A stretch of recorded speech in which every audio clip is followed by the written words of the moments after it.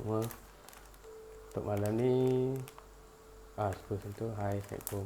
Okay, untuk malam ni kita unboxing customized weapon Sengoku Army. Kita ada option part lah. Ini untuk part weapon.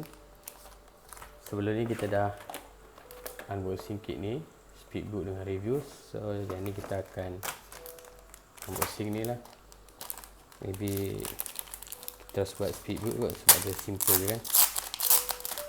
Dan terus review lah senang. Okay, ada 3 runner. Bukan kat sini, 3 runner, simple je. Lepas tu ni manual dia. Ni part yang kita akan dapat lah. So batang ni ada satu je, kita pilih antara dua ni. Okay. So ini dia ada bagi hand part yang macam ninja jari tu kat sini. Okay, yang ni nampak kan, tapi dia tak ada armor guard belakang, just dua jari macam ni lah buat posing ninja tu. Okay, lepas tu dia ada leg unit ni, bulat ni ada dua, nak letak kat kaki ataupun dekat tepi lutut macam tu.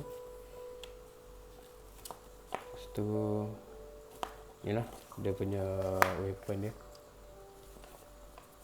Dia punya ni, dia punya sarung dia tu.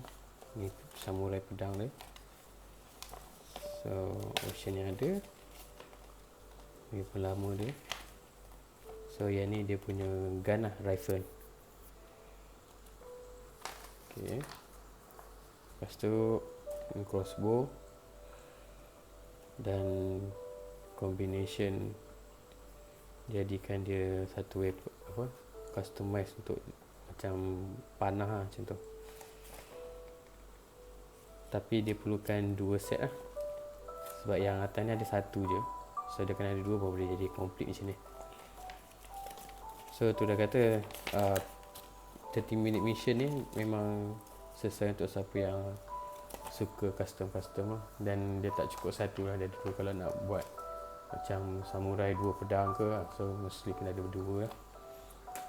Okay, kita akan terus kepada speed build sebab simple je kit ni. Okay.